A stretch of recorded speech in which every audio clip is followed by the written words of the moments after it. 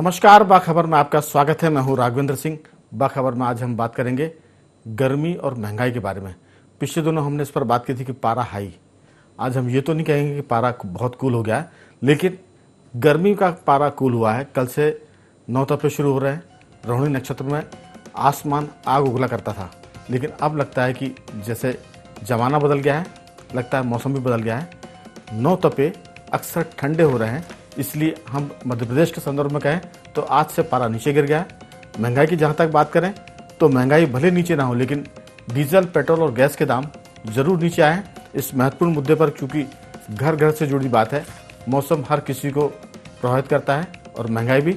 इस पर हमारे साथ चर्चा के लिए रहेंगे स्टूडियो में दो विशेष मेहमान, हमारे वरिष्ठ पत्रकार साथी अतुल विनोद पाठक जी और सामाजिक सरोकार से जुड़े कमल राठी जी, और गांव देहात के, मैं ये तो नहीं कहूँगा विशेषज्ञ, लेकिन गांव देहात में विशेषज्ञों से कम नहीं, रमेश सिंह जी टेलीफोन लाइन पर है। आप तीनों का बहुत बहुत स्वागत है।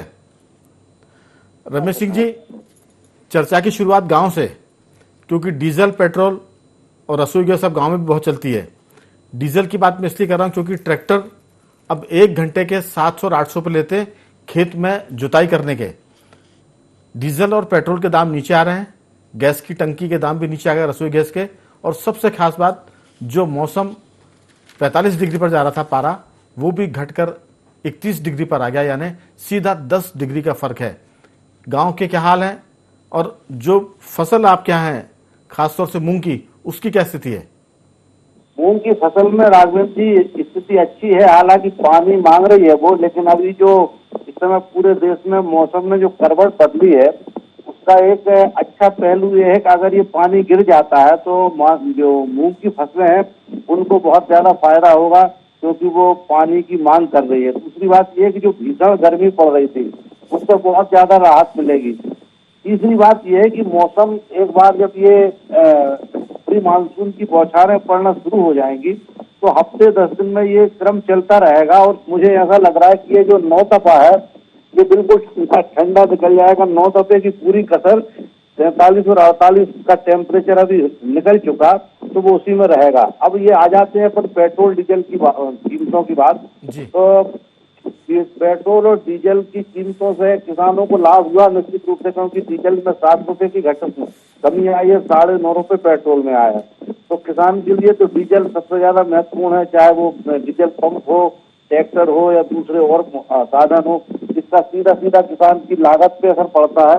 तो इसका फायदा तो होगा, लेकिन इसका ये जो आम उपभोक्ता वस्तुएं हैं उन पे मुझे राघवेंद्र जी नहीं लगता कि इससे असर हो, क्योंकि जो कीमतें एक बार बढ़ जाती है मार्केट में तो उनकी कीमतें घटती नहीं है, और सरकार भी ये कोशिश नहीं करती कि डीजल पेट्रोल का असर उपभोक्ता वस्तुओं पे आए, क्योंकि उसमें जो जीएसटी लगती है वो अंततः अथवा सरकार को ही प्राप्त होती है। इसमें भी जो अभी पेट्रोल डीजल की कीमतें घटाई है, इसमें 1 लाख करोड़ का घाटा सरकार को साल भर में होगा, तो वो उसकी पूर्ति और दूसरी चीजों से निश्चित रूप से करेगी।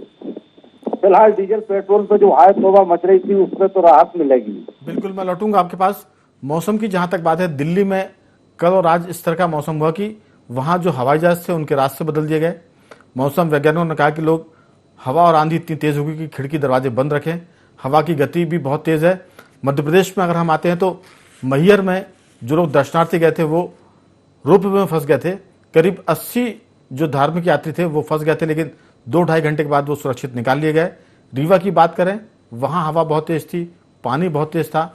एक तरह से इस नौतपे के 1 दिन पहले मौसम ने बता दिया कि नौतपा तो नहीं तपेगा, लेकिन मौसम का जो हाल है वो शहरों के लिए खुशनुमा, लेकिन जो गांव देहात कस्बे है वहां के लोगों को दिक्कत है जो बारिश हो रही है। अतुल जी, दरअसल ये पूरा मामला हर आदमी से जुड़ा हुआ है, क्योंकि अमीर और गरीब मौसम से जरूर प्रभावित होता है। एसी चलता है, नहीं चलता है, कूलर है, हवा पानी है, और अब स्कूटर, पेट्रोल तो सब जगह लगता है।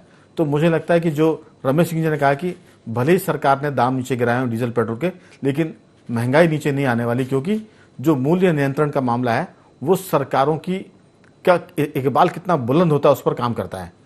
राज्य का जो मूल्य नियंत्रण महकमा है, अधिकारी कर्मचारी है, अगर वो किराना व्यापारियों पर, बाकी लोगों पर नजर रखेंगे तो हमें लगता है कि शायद डीजल पेट्रोल के दाम का असर कुछ दिखे। हो सकता है कि अगले 15-20 दिनों में जो खुदरा सूचकांक होता है महंगाई का, उस पर कुछ फर्क पड़े, लेकिन सरकार की जेब तो ढीली हो गई है। महंगाई में जो लोग मुनाफाखोरी करते हैं उनका पारा जरूर ऊपर ऊपर रहेगा, लेकिन मौसम ने राहत दी है और नौतपा जो है वो कई सालों से तप नहीं रहा। वो कहते हैं कि एक हफ्ते पहले ही नौतपा तप जाता है जी। तो ये जो तपा हुआ था वो निकल गया, 45, 48 और 50 डिग्री को भी छू गया है। यानी कह सकते हैं कि जो आदमी के शरीर के भीतर का खून है 45 डिग्री के बाद मुझे लगता है कि वो गर्म होकर उबलना शुरू हो जाता होगा। आपकी इस महंगाई पर, मौसम पर और सियासत पर भी राय, क्योंकि पंचायत के चुनाव सर पर आ गए हैं, नगरीय निकाय सर पर आ गए हैं, तो सारे पारे तो नीचे गिर रहे हैं, लेकिन हो सकता है कि सियासत का पारा अगले हफ्ते 10 दिन में और ऊपर जाए। आपकी सब चीजों पर एक साथ राय। जी बिल्कुल, ये दोनों विषय जनता के लिए राहत देने वाले विषय हैं। पहली बात तो ये है कि मौसम में जिस तरह से राहत मिली है, निश्चित तौर पर व्यक्ति को दिली तौर पर सुकून मिला होगा, क्योंकि जिस तरह से सूरज तपा है, मध्य प्रदेश में ही भिंड में 49 डिग्री सेल्सियस तक तापमान पहुंचा है और भोपाल में भी हमने देखा, अन्य शहरों में भी देखा, निकलना मुश्किल हो जाता था। हम घर से ऑफिस पहुंचते थे तो ऑफिस पहुंचने के बाद आधा घंटे लगते थे नॉर्मल होने में, एक तरह की घबराहट थी। तो दूसरी बात यह थी कि मौसम की इस तपिश के साथ पॉल्यूशन भी बहुत ज्यादा था। तो जो आंकड़े आते थे, वार्निंग आती थी हमारे सिस्टम में कि बहुत ज्यादा पॉल्यूशन है। तो ये मौसम ने जिस तरह से राहत दी है, निश्चित रूप से नौतपा तपना चाहिए, लेकिन पहले ही तप गया है। तो ये जो भरपाई है ये सूरज ने पहले कर ली है और मुझे लगता है कि ये बारिश के लिए पर्याप्त तपिश हो चुकी है। ये राहत बहुत महत्वपूर्ण राहत है और समय से मानसून आ जाए, समय से, क्योंकि जून में मानसून लेट होता रहा है, जो प्रेडिक्शंस रहे हैं उससे काफी लेट आया है, लोगों को बहुत इंतजार करना पड़ा है। इस बार हम उम्मीद करेंगे, प्रार्थना करेंगे भगवान से कि जल्दी से मानसून आए, समय पर मानसून आए, जैसे कि 12-13 तारीख को आता है। दूसरी बात, लोगों की जेब पर सीधा एक असर पड़ रहा था पेट्रोल डीजल के दामों से। आज ही मैंने जब पेट्रोल डलवाया तो वैसे कहने को 9 रुपए कमी हुई है, लेकिन जब पेट्रोल पंप पर पहुंचा तो करीब 11-12 रुपए की कमी मुझे देखने को मिली। 108 रुपए लीटर पेट्रोल मिला, जबकि 4-5 दिन पहले 120 के लगभग मिला था। तो वैट टैक्स चूंकि यहां पर 30% के लगभग है, तो उसका असर सीधे तौर पर देखने को मिला। डीजल भी इसी तरह से मुझे लगता है कि 9 या 10 रुपए यहां पर कम होगा।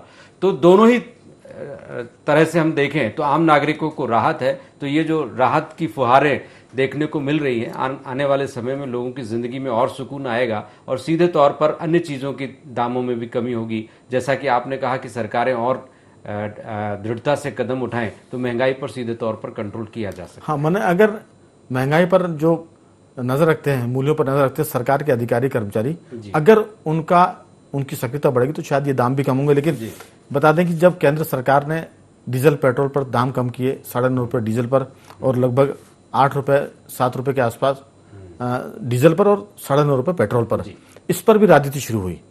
और राजनीति ऐसे शुरू हुई कि जो अब देश में सरकारें किसी की भी हो, अब दल उस पर रिएक्ट करते हैं। मोदी है यानी बीजेपी की सरकार है, जबकि वो देश की सरकार होनी चाहिए। जो भाजपा शासित राज्य है वो शांत थे, लेकिन जो भाजपा शासित राज्य नहीं थे वो रिएक्ट हुए और उन्होंने कहा कि हम तो दाम नहीं घटाएंगे, क्योंकि अगर हम दाम घटा देंगे तो फिर राज्य का खर्चा कैसे चलेगा।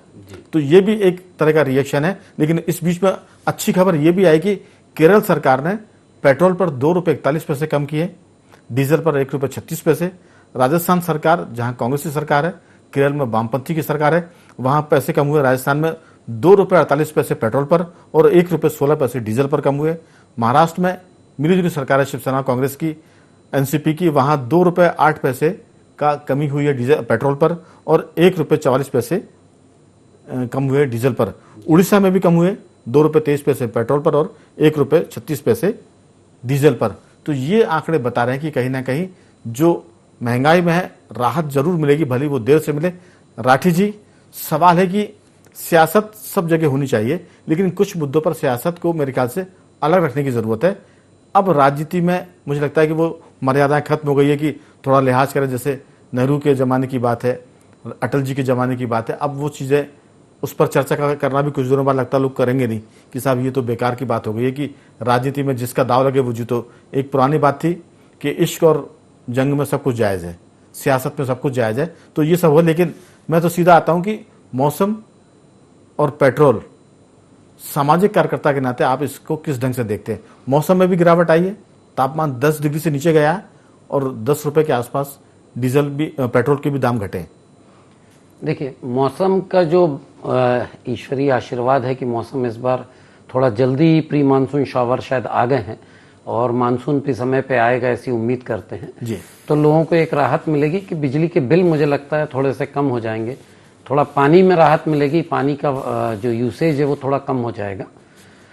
स्वास्थ्य के लिए थोड़ा जागरूक होना पड़ेगा व्यक्ति को, क्योंकि ऐसी चीज़ों में जब थोड़ा स्वास्थ्य गड़बड़ाने लगता है तो मुझे लगता है थोड़ा सा एक जैसा गर्मी में अपना बचाव रख रहे थे वैसे ही इस मौसम में भी थोड़ा अपना जो भी डॉक्टरी प्रिकॉशंस होते हैं वो लेके अपना बचाव जरूर रखें।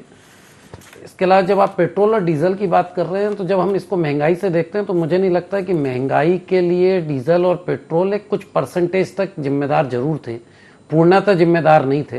तो महंगाई पे बहुत राहत मिलने की उम्मीद मुझे अभी जल्दी से नहीं लग रही है।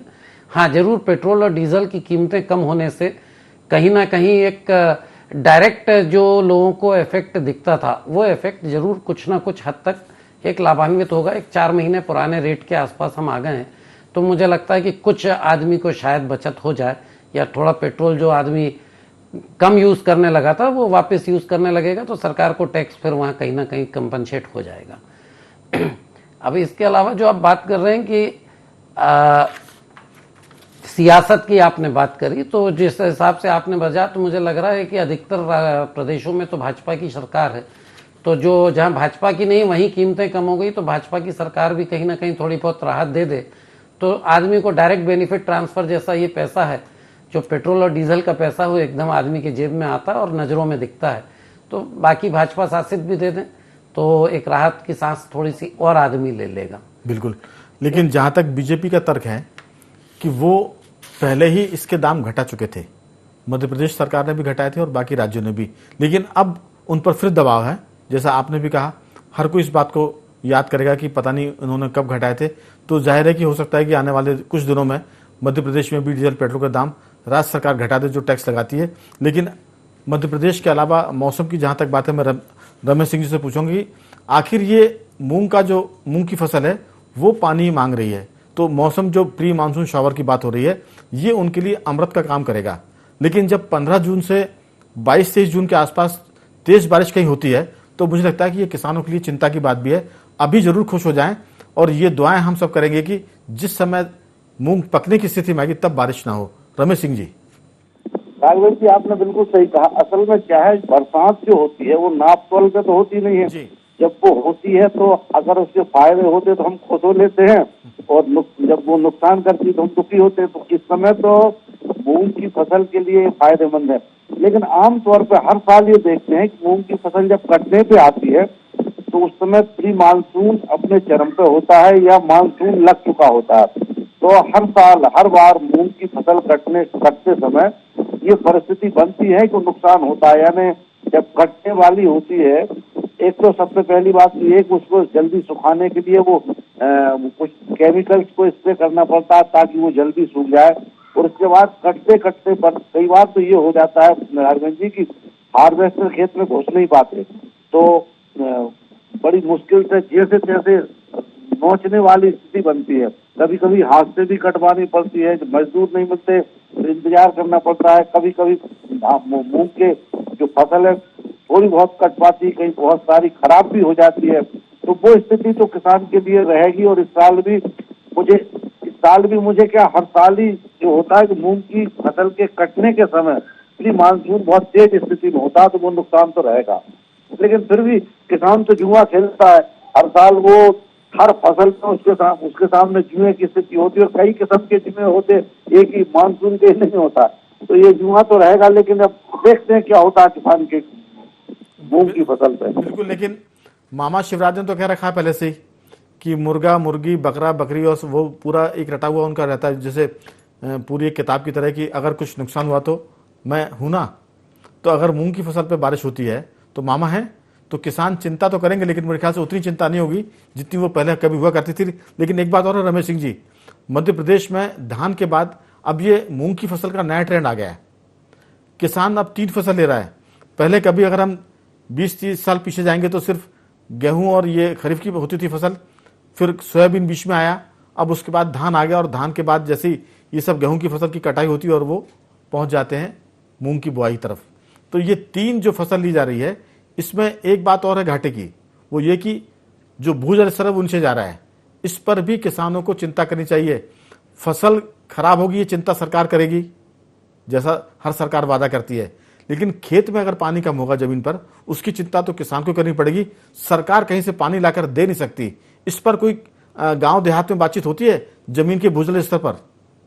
राघवेंद्र जी, 3 फसलों के कारण 2 नुकसान है। एक तो भूजल स्तर गिरता है, इसमें तो कोई शक है ही नहीं है। दूसरी बात यह है कि पहले जमीन 4 महीने खाली पड़ी रहती थी तो उसकी गहरी जुताई करते थे, जैसे प्लाव कहते हैं। तो अब प्लाव बिल्कुल नहीं हो रही है। जमीन की जो किसान ट्रीटमेंट करता था गहरी जुताई के द्वारा, गहरी जुताई के बाद उसमें तेज धूप के कारण उसके जो कीड़े थे वो मर जाते थे और खरपतवार नष्ट होते थे। तो वो नुकसान ये हो रहा है कि हर फसल में अब खरपतवार इतने हो रहे हैं कि एक एकड़ में कभी कभी तो 5-5 हजार रुपये मजदूरी लग जाती है निंदाई में। तो ये, और मुझे लगता है कि भविष्य में ये हर प्रकार के जो खरपतवार है वो इतने ज्यादा आ जाएंगे कि जैसे हमने सोयाबीन छोड़ा ना, अभी सोयाबीन के अलावा पूसा धान का भी रकबा बहुत घटा है। तो इसी तरह से अब ये मूंग इस साल जो चनों में है बहुत ज्यादा जो खरपतवार इतनी ज्यादा आई थी, उसकी लागत करीब 5-5 हजार रुपये एकड़ लग गई थी। तो मूंग में भी इस साल कचरे दिखे हैं। हालांकि शुरुआत है मूंग की, लेकिन भविष्य में मुझे ऐसा लग रहा, मेरा अपना अनुमान है जो अभी किसान को नहीं दिख रहा, वो यही है कि भविष्य में खरपतवार बहुत ज्यादा भारी मात्रा में होंगे और उसकी लागत बढ़ेगी। उसके लिए घाटे का सौदा हो सकता है आने वाले दिनों में। लेकिन उससे भी घाटे का सौदा अतुल जी इस बात का है कि भूजल से नीचे जा रहा है, इसकी चिंता किसान नहीं करेगा तो फिर सरकार भी इसमें कोई टेका नहीं लगा सकती, क्योंकि पानी अगर गया तो फिर कहां से आएगा।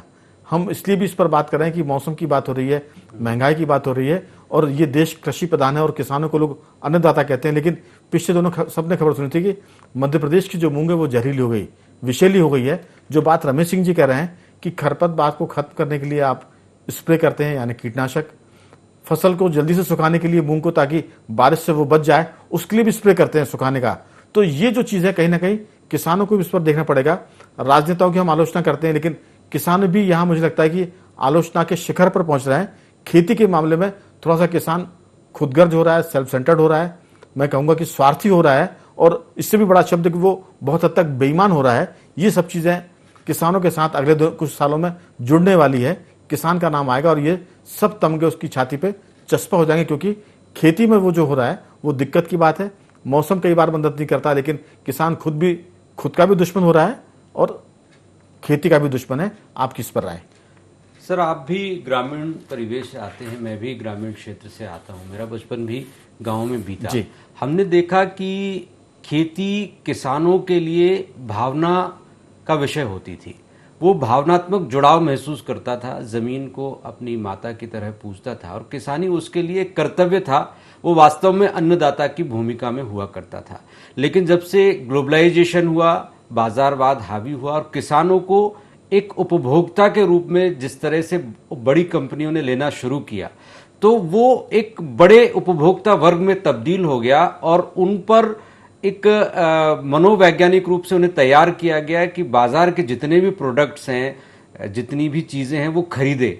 तो सुविधाभोगी किसानों को बना दिया गया। तो घर की तस्वीरें आप देख रहे हैं कि बदल रहे हैं। जो पहले किसान कम सुविधाओं में गुजर बसर करता था, आज उनके मकान बन रहे हैं, बड़ी बड़ी गाड़ियां हैं, सोफे हैं, सारी तमाम सुविधाएं वहां हैं, और बिजली की उपलब्धता भी बढ़ गई है। तो किसान को ज्यादा से ज्यादा फायदा लेने की एक लत सी लग गई है। हम किसानों की बुराई नहीं कर रहे हैं, लेकिन कहीं ना कहीं इस बारे में सोचना पड़ेगा कि जिससे हम ले रहे हैं, जिसका हम दोहन कर रहे हैं, दोहन और आगे बढ़ रहा है, वो शोषण में तब्दील हो गया। शोषण से भी आगे पता नहीं कौन सा शब्द इजाद करना पड़ जाए कि जमीन को आखिर हम कितना उपयोग करेंगे, उसको देने की भी तो जरूरत है। आज पराली जलाने की बात करें तब भी किसान नहीं मानता है। तो और उसकी एक जिम्मेदारी है कि जिस अन्न को वो उगा रहा है वो लोगों में किस तरह की बीमारियां पैदा कर रहा है, वो जो केमिकल्स युक्त भोजन अनाज हम ले रहे हैं उससे तमाम तरह की बीमारियां, समाज में कितनी तरह की बीमारियों का कारण वो अन्न होता है जिसमें पेस्टिसाइड्स मिलाए जाते हैं, रसायन मिलाए जाते हैं। तो ये उसकी भी जिम्मेदारी है कि वो पाप का भागी तो ना बने। भारतीय सनातन संस्कृति अपने पेट को भरने के बजाय ये भी संदेश देती है कि हम जो कुछ दे रहे हैं वो शुद्ध हो, तो शुद्धता का ख्याल तो किसानों को रखना पड़ेगा। तो लाभ की खेती है, बहुत जरूरी है, सरकार ख्याल रख रही है, लेकिन उस खेती के जरिए समाज का भला हो, जमीन का शोषण ना हो, उतना ही दोहन हो जितना की जरूरी है। इस बात का ख्याल किसानों को रखना चाहिए। बिल्कुल अतुल जी, आपने थोड़ा संकोच किया, लिहाज किया कि शोषण तक बात चली गई, अब इसके आगे शब्द ढूंढने पड़ेंगे। मैंने बहुत सारे शब्द जो लोग कहते हैं संकोच में लेकिन बोलते नहीं है, बातचीत में कहते हैं, बेईमान शब्द का इस्तेमाल किया था। अगर आप इसमें और जोड़ना चाहें, चूंकि हम लोग किसान वर्ग को भी देखते हैं, उनके बहुत निकट रहते हैं, खुद भी किसान रहे हैं, तो मैं एक शब्द जोड़ूंगा इसमें किसान भाइयों से माफी के साथ कि अब किसान कसाई भी हो रहा है। वो धरती माँ के साथ जो व्यवहार कर रहा है, जो गौ माता के साथ व्यवहार कर रहा है, वो कसाई की तरह भी हो रहा है। लेकिन आज हालांकि ये मुद्दा नहीं है, कभी इस पर विस्तार से बात करेंगे कि किसान अन्नदाता भी है तो बाकी में वो अब और कुछ दाता भी हो गया है। लेकिन राठी जी, सवाल है कि मौसम बहुत अच्छा है, खुशनुमा है शहर के लोगों के लिए। हम अगर वहाँ मैयर की बात करें तो वहाँ से अच्छी खबर ये कि जो लोग फंस गए थे, देवी जी के दर्शन करने गए थे रूप में, वो सुरक्षित निकल आए हैं। लेकिन रीवा में खबर ठीक नहीं है, वहाँ बहुत तेज हवा चली, 2 लोगों के घायल होने की खबर है कि वो उस हवा पानी में घायल हो गए हैं और उनकी मेरे ख्याल से जान भी खतरे में, ये खबर भी है। भोपाल में कल शायद बारिश होने की संभावना है, इसलिए राजधानी के लोग खुश हो सकते हैं कि कल का मौसम काफ़ी अच्छा रहेगा। तो ये मौसम तो अच्छा हो रहा है, लेकिन महंगाई की जहाँ तक बात है, आपने कहा कि सरकार ने तो कर दिया लेकिन इसकी राहत मिलने की उम्मीद कम है, क्योंकि एक बार बढ़ गई महंगाई फिर वो नीचे नहीं उतरती है। क्या इसके लिए कोई सरकार को उपाय करने चाहिए आपकी बातचीत में? अगर ये भी आ जाए तो मेरे ख्याल से थोड़ा और पॉजिटिव हो जाएगा। नहीं, देखिए, जो उपाय हो सकते होंगे वो सरकार कहीं ना कहीं हर स्तर पे अपने प्रयास करके कर ही रही होगी, यही मैं मानता हूँ। क्योंकि इस पे जितने इकोनॉमिस्ट और सरकार के पास उपलब्ध साधन है वो एक आम आदमी के पास नहीं हो सकते। तो इसका बेहतर विश्लेषण तो सरकार के पास जो भी अधिकारी हैं, विश्लेषण नहीं, उसके रोकने को उपाय। क्योंकि अगर डीजल पेट्रोल का दाम बढ़ते हैं तो बस का किराया बढ़ जाता है, टैक्सी का किराया बढ़ जाता है। कि वो कहते हैं कि साहब माल भाड़ा बढ़ गया इसलिए हम महंगा आपको चावल दे रहे हैं, महंगा सामान दे रहे हैं, क्योंकि पूरा किराना महंगा हो जाता है। तो महंगाई के लिए अगर आप कहीं कुछ ना बढ़ाएं, डीजल पेट्रोल के दाम बढ़ाते तो महंगाई को, जैसे कहते हैं ना, रॉकेट में अगर उसकी बत्ती मांग रहा है तो वो बहुत तेजी से बढ़ता है। तो डीजल पेट्रोल के दाम घटने से महंगाई आज नहीं लेकिन हफ्ते 10 दिन में कम होती हुई दिखनी चाहिए। अगर ये नहीं दिखती है तो फिर सरकार को इस पर काम करने की जरूरत है, क्योंकि सरकार के पास पूरा महकमा है जो मूल्य नियंत्रण पर काम करता है। मनमाने दर पर आप चीज नहीं बेच सकते कि चूंकि महंगाई बढ़ गई है, डीजल पेट्रोल महंगा इसलिए मैं इसको महंगा कर दूंगा। तो कहीं ना कहीं सरकार की भूमिका इसके बाद शुरू होती है। जी नहीं, मैं वही है, इसमें जो हम देख रहे हैं, जो पढ़ रहे हैं, तो पूरे विश्व में कहीं ना कहीं महंगाई का दौर चल रहा है। तो एक जो पॉजिटिव साइन दिखता है वो एक डायरेक्ट मनी ट्रांसफर का ऑप्शन जो अमेरिका वगैरह में दिख रहा है, जो पूरा कोविड काल में भी वहाँ लोगों को दिया गया, वो हिंदुस्तान में अभी तक मुझे लगता है कि किसी भी स्टेट ने चालू नहीं किया है। जहाँ तक कि छत्तीसगढ़ ने शायद चालू किया है, तो कुछ शायद वो एक महंगाई को राहत दे सकती है। बाकी मुझे अभी कोई उपाय एकदम से तो नहीं दिख रहा है कि ऐसा कोई एक उपाय बता दें जिससे जल्दी से राहत मिल जाए। और दूसरा जो आपने किसान भाइयों के लिए कहा, तो उस बात को अभी अखबारों में भी छपा था। तो मुझे यह लगता है कि सरकार को अब इस पे भी कोई कानून बनाना चाहिए, क्योंकि हम एक केमिकल वार की जो बात करते थे, तो ये कहीं ना कहीं एक ढंग का केमिकल वार है कि आपको खेती की फसल बढ़ाने के लिए केमिकल्स उपलब्ध हो रहे हैं। वो केमिकल्स जाने पे जमीन भी खराब हो रही है और उसको खाने से आदमी बीमार पड़ रहा है, अनेक रोगों का उसको सामना करना पड़ रहा है, फिर हमें स्वास्थ्य की भी जरूरत पड़ेगी। तो कहीं ना कहीं मुझे लगता है कि सरकार को खेती किसानी पे बहुत ज्यादा नियम नहीं है, तो एक केमिकल यूसेज पे कोई नियम अगर बनाते हैं और जागरूकता लाते हैं तो शायद कुछ बेनिफिट एक बहुत व्यापक रूप से जनता को मिलेगा। अब सरकार इस पर कर रही है, प्राकृतिक खेती की तरफ सरकार ले जा रही है खेती को, लेकिन इसमें बहुत वक्त लगेगा, 10 साल लग सकते हैं, 5 साल लग सकते हैं। लेकिन अभी जो आपने केमिकल की बात की है, रासायनिक जो कीटनाशक जो स्प्रे किए जाते हैं सब्जियों में और खेती में, उस पर जरूर सरकार को और किसानों को सजग रहने की जरूरत है। लेकिन अभी तो खुश होने की जरूरत है, क्योंकि गर्मी कम हो रही है, महंगाई भी, डीजल पेट्रोल के दाम घट रहे हैं। जैसा अतुल जी ने कहा कि जब वो पेट्रोल डलवाने गया तो राहत मिली कि 120 और 118 रुपये वाला जो पेट्रोल था वो उनको 109 108 के आसपास मिला। तो कुल मिलाकर अभी राहत है, सब लोग इसको एंजॉय करें। और बाखबर में आज सिर्फ इतना ही। उसके पहले मैं तीनों मेहमानों का धन्यवाद करूंगा। रमेश जी आपका भी धन्यवाद, दुबे जी आपका भी, पाठक जी और राठी जी आपका भी धन्यवाद। तो बाखबर में आज सिर्फ इतना ही। कल किसी और मुद्दे पर आपसे बात करेंगे। तब तक बने रहिए हमारे साथ और देखते रहिए IND24।